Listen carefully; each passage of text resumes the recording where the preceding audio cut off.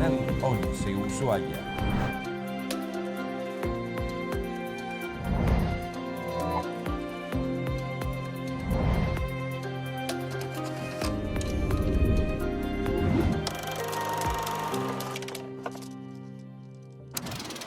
Mi nombre es Germán Celestino y Monti y mi función en el canal es trabajar en el ámbito del Archivo General de Telearte en la coordinación de la digitalización del archivo histórico.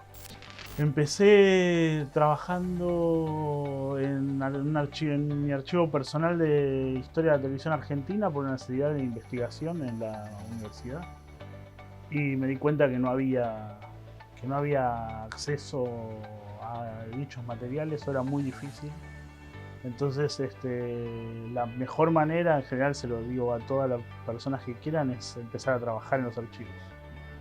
Para poder acceder a los archivos hay que meter las manos y entonces, de alguna manera, empecé con mi propio archivo y lo fui haciendo crecer, como contaba un poco Claudio también, así de una manera más amateur.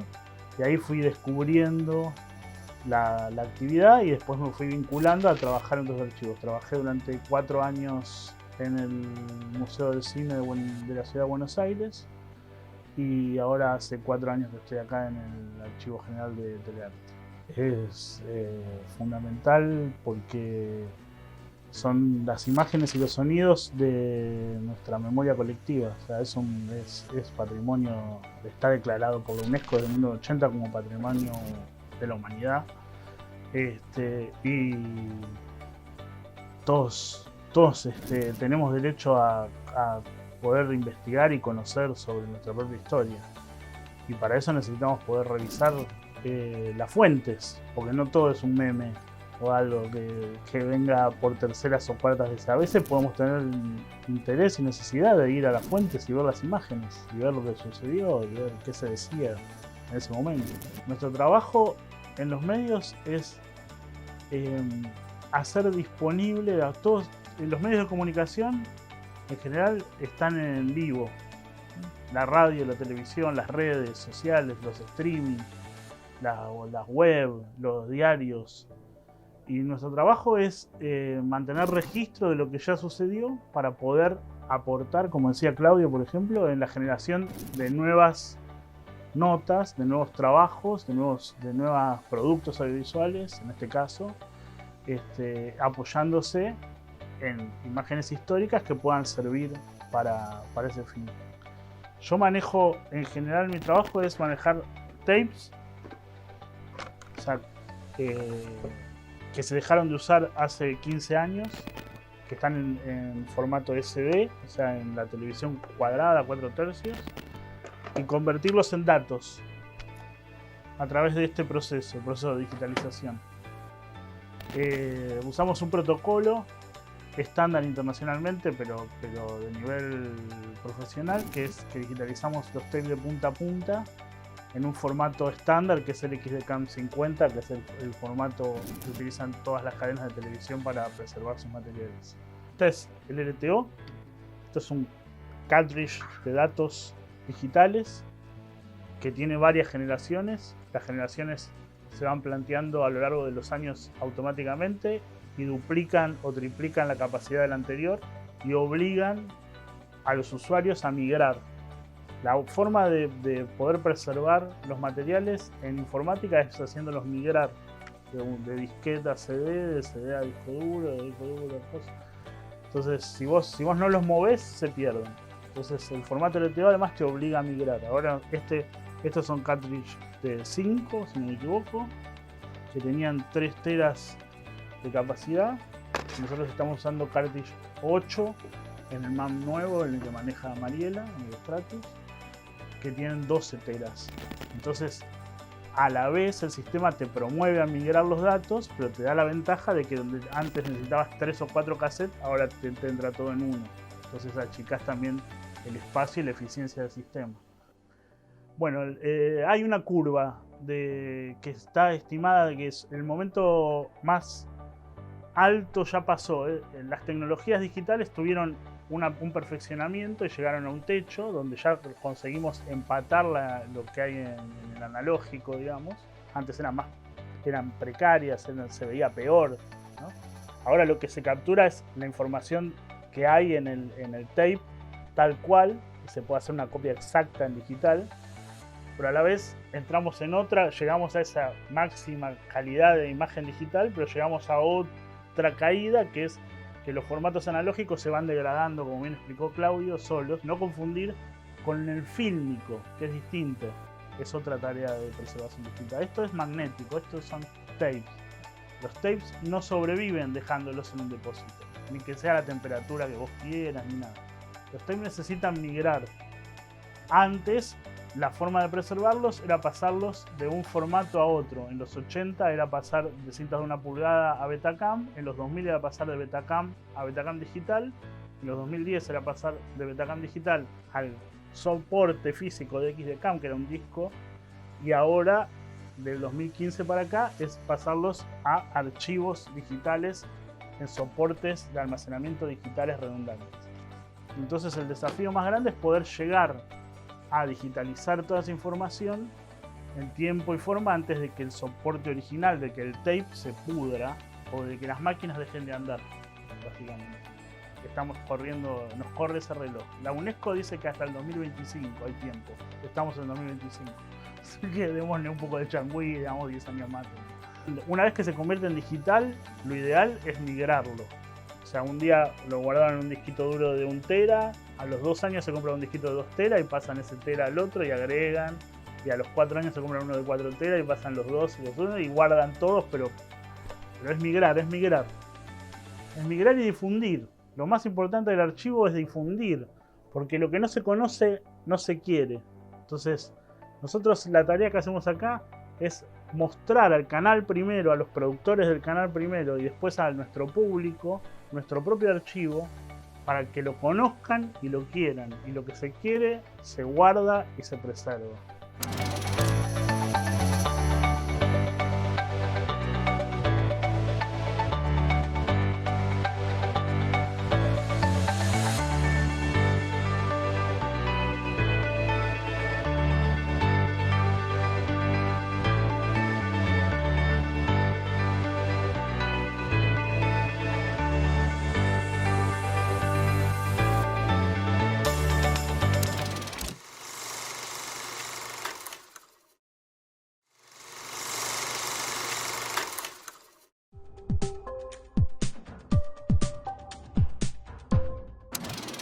Mi nombre es Aurora Inés Rosado Varela.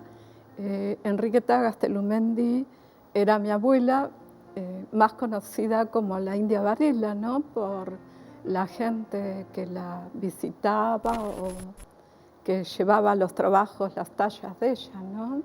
Cuando yo era más chica y con una prima salíamos con ella en el lago Fagnano a caminar por el bosque del campo que ella tenía, ¿no? Bueno, y siempre llevaba usaba mucho delantal o en algún bolsillo barras de chocolate para invitarnos. Le gustaba siempre estar rodeada de los chicos, de sus nietos, ¿viste? Siempre fue muy cariñosa y estaba muy concentrada siempre en su trabajo. Es decir, le gustaba que nosotros la acompañáramos, pero la dejábamos tranquila, que ella tallaba, cuando quería hablar nos hablaba un poco y bueno, era como quizás eran la mayoría de las personas antes en la antigüedad también, ¿no? Que uno después cuando te haces grande pensás, ¿por qué no le pregunté tal cosa? ¿Cuántas interrogantes por ahí quedan, ¿no? Bueno, y lo que recuerdo en algún cumpleaños en el lago Fagnano, en mi cumpleaños, ¿no? Cómo me hacía la torta de cumpleaños o el chocolate para compartir. Le gustaba cocinar, le encantaba los asados, por ejemplo, en la cocina, ¿viste? Al horno o el que se compartía afuera en alguna fiesta, ¿no?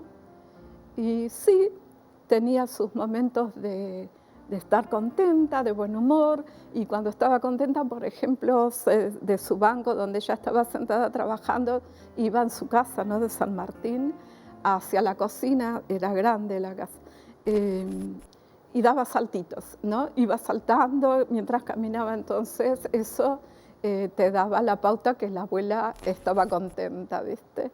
Era muy raro verla enojada, la abuela. No, de verdad no recuerdo haberla visto enojada. Era como que, no sé, la gente tenía llegada a la gente, ¿no? Le tomaba cariño. En sus cumpleaños siempre tenía la fiesta de cumpleaños donde nos reuníamos todos, ¿viste? Era muy lindo, sí. Se sentía agasajada la abuela, ¿no? Y tengo todo el recuerdo de cómo empezaba ella sus esculturas, ¿no? Su tallado, desde un taco de madera que digamos, dibujaba el molde, ¿viste? Y después a través de una morsa de su mesa de carpintero, que ahí está cerca de ella, ¿no? En las fotos. Bueno, con un taladro donde necesitaba que tuviera quizás el relieve de la figura, pero totalmente con la forma del modelo, ¿no? Pero después era ella la que le daba la forma total. El tallado, bueno, de acompañarla, por ejemplo, en el lago Fagnano, se sentaba en la esquina de un escritorio y tenía la ventana cerca, que es la que le daba la luz, y ahí le gustaba que la peináramos o le arreglaba, no sé, las uñas una prima mía. Éramos chicas y es como que eso era el estar con la abuela. Sí, fui descubriendo a través de verla trabajar, ¿no? Y ella, por lo que contó y que está también en los videos, ¿no? Donde queda su palabra, su voz, no tuvo un contacto directo con los Selknam, ella le llamaba los Bonas, ¿no? Pero que sí fueron a visitar a la madre y se quedaron escondidos un poco más lejos en el bosque. Ella era chica y, bueno, lo pudo ver de lejos. Y para tallar le acercaron fotografías, ¿no? Y de ahí ella, bueno, hizo las tallas de los indios, ya sea del hombre Ona, la mujer. También tiene un Cristo Ona tallado, sí. Y eso también a la abuela le daba un ingreso, porque ella cobraba por sus tallas, ¿no? Porque era un tiempo bastante importante que le dedicaba, le llevaba un mes, 2 meses, y depende el tamaño del trabajo. Y también lo que es admirable, la creatividad de ella, ¿no? Porque nadie le dijo, hacelo así, sino que le nacía, era una creadora, ¿no? La abuela, por ejemplo, a las mañanas se levantaba tempranito, le gustaba escuchar un programa de Radio Nacional, que era la única radio que teníamos en ese momento en Ushuaia, Una luz en el camino ponía, y alto, ¿viste? Y después iba organizando su taller para trabajar. Mis hermanas más chicas, que ella también las crió, ¿viste? Entonces iba con ellas a todos los lugares y ahí compartían el taller con la abuela y bueno, se ponían, digamos, como alumnas de la abuela, tallaban ellas también. La acompañaron siempre, así que compartieron también bastante con la abuela. Eran más chiquitas, sí. La que traje, que es una estrella y en el medio puso la cabeza del indio.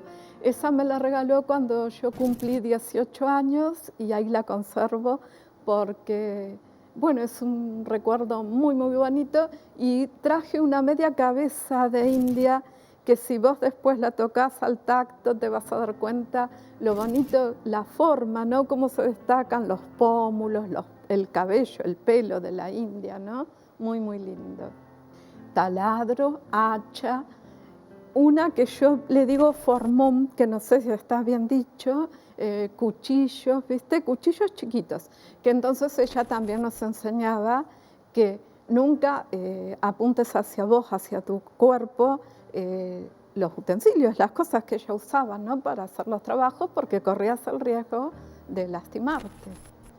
Y es un homenaje muy grande, porque como me dice una contacto mía, se llama Artesanías Silvia Rossellini, ella cuando es así una fecha importante de recuerdo a la abuela, dice algo que para mí es muy valedero y es un reconocimiento muy grande, que fue la primera gran artesana de Tierra del Fuego, la más famosa, la que representó a Tierra del Fuego, ¿no?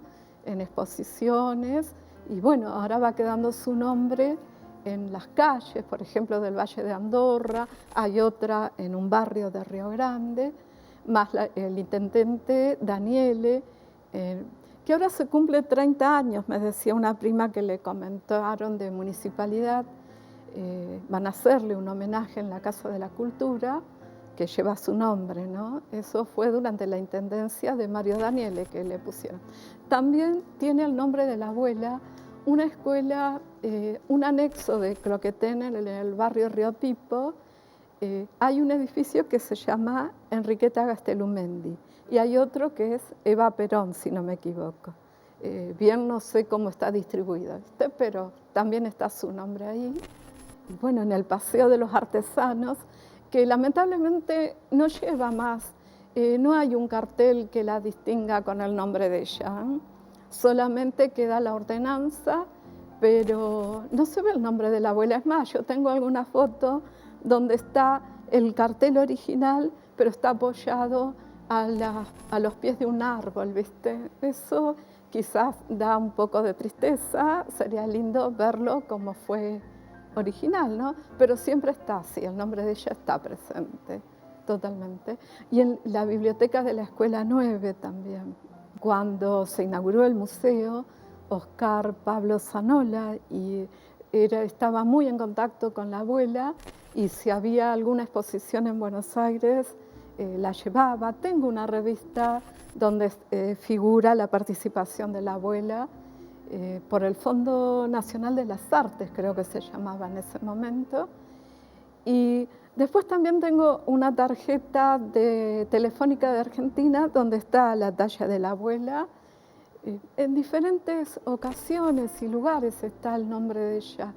En este momento se me vienen esos, pero por ejemplo el Club Selknam, que existió o fue uno de los primeros clubes de Ushuaia en el Hotel Albatros, también fue ahí que hizo su primera hoja de lenga con el indio, ¿no? En el centro. Cuando se inauguró el 19 de mayo de 1978, yo era agente de policía, ¿no? Y en ese momento me tocó hacer la guardia, en el momento de la inauguración cubrir una guardia, no es que quizás haya estado todo el día, pero me tocó, y sí, era impresionante ver toda una pared, le dedicaron a todos los trabajos de la abuela. La abuela es ciudadana de toda Tierra del Fuego y de Río Grande, donde nació, y Ushuaia, que fue su hogar, ¿no? Están todos muy orgullosos y no quieren que se pierda el recuerdo de la abuela, es que esté siempre presente, ¿no? Yo a través de mi abuela, de vivir en el lago Fagnano, pude conocer a Santiago Rupatini, que era un Selknam puro, y también a Luis Garibaldi. En la casa de Luis Garibaldi me tocó quedarme a dormir alguna noche en Río Grande con su señora, doña Carmen, ¿no? Y también a Lola, cuando llegaba Lola Kiepja en su caballo blanco a visitar a la abuela. Y sí, mientras lo recuerden sus nietos, bisnietos, nietos, bisnietos, y toda la población, la gente que la conoció y que tuvo contacto con la abuela, es de mucho orgullo, claro que sí, porque es una figura muy representativa, no solo por su origen de su madre Ona, su papá vasco, ella se decía mestiza. Rafaela Inston la visitaba siempre y me decía, ella es hija de blanco, me decía, quería destacar que era mestiza la abuela. Pero la abuela, bueno, en su tallado, en sus recuerdos, bueno, pertenece a esos mundos, ¿no? De la abuela, digamos, de su descendencia Selknam, Ona y vasco, y ella, que se destacó y fue la creadora, ¿no? Cuando la acompañábamos a pasear, digamos, o a ir a ver los animales que quedaban en la Vega Norte, se escuchaba el ruido del pájaro carpintero, ¿viste? El picoteo, muy lindo. Ella estaba ahí en su paraíso, digamos, estaba feliz, ¿no? La abuela nunca la vi enojada la abuela, nunca. Ella, por eso transmitía tanta seguridad y paz también, ¿viste? Sí, una muy bella persona.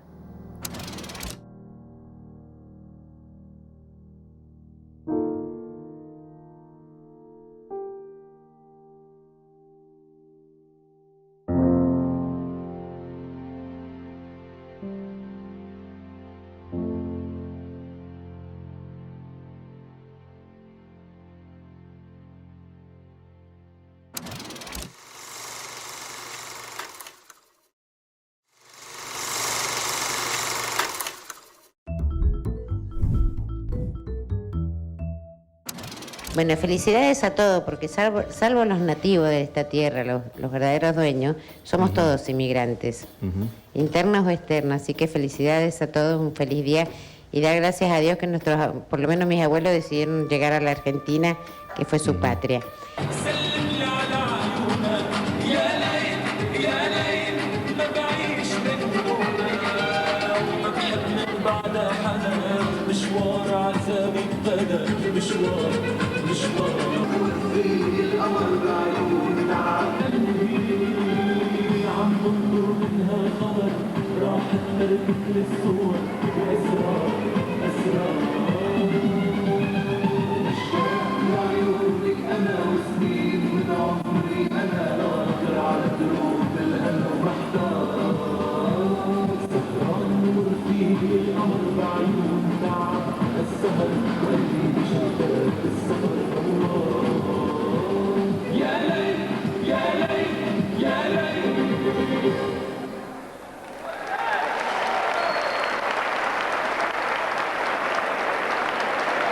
Un aplauso para la colectividad Mundo Árabe. Primeros inmigrantes italianos en llegar aquí a nuestra provincia. De esto hace 50 años. Hubo una serie de festejos durante el fin de semana pasado, pero realmente la fiesta es hoy. Dante, cuénteme algún recuerdo de su llegada aquí a nuestra ciudad. Y el recuerdo que yo puedo contarle a usted que aquel día que llegamos era un día menos nubloso que hoy, un solcito bastante tibio y que el día siguiente nos castigó con una nevada. Bueno, y cuénteme cómo llegaron aquí a nuestra ciudad ustedes. Bueno, ¿cómo llegamos? Los medios. ¿Cómo los medios? Perdón. Claro, ¿con qué se transporta? Con el transporte Génova, que llegamos a Ushuaia. Después de 32 días de haber navegado, pasamos la noche en la Isla de los Estados, en una bahía que el nombre no lo sé, pero lo pasamos tranquilo y a las 4 de la mañana, tal vez 4:30, zarpó para venir hacia el puerto de Ushuaia. Bueno, y cuénteme, así en resumen, cómo han sido sus primeros años viviendo aquí en nuestra ciudad. ¿Usted llegó solo? ¿Cómo llegó a nuestra provincia? Bueno, yo llegué solo, me había casado 1 mes y medio, casi 2 antes de salir, y mi señora vino el año siguiente con el de la Anacosta, que llegó el 8 de septiembre. ¿Cómo fueron los primeros años en cuanto al trabajo? ¿Cómo comenzó? Los años del trabajo nunca faltó porque la empresa había contratado con Ministerio Marina sus obras y nosotros teníamos que trabajar. ¿Qué se trabajaba? Se hizo el almirante Solier, el almirante Bron, se hicieron las casas oficiales en la línea Vaca, se terminaron otras que son las para Cabo, para allá arriba donde están la Marchetti aproximado, e hicimos otros trabajitos en los 2 años. Y después terminó la empresa, siempre trabajé por mi cuenta. Bien, ¿y usted tiene algún recuerdo que, bueno, que todavía en estos días lo conmueva de Italia? Y lo que me conmueve de Italia es cuando salimos, que siempre es un pensamiento continuo de ver cuando la nave se despegaba del puerto.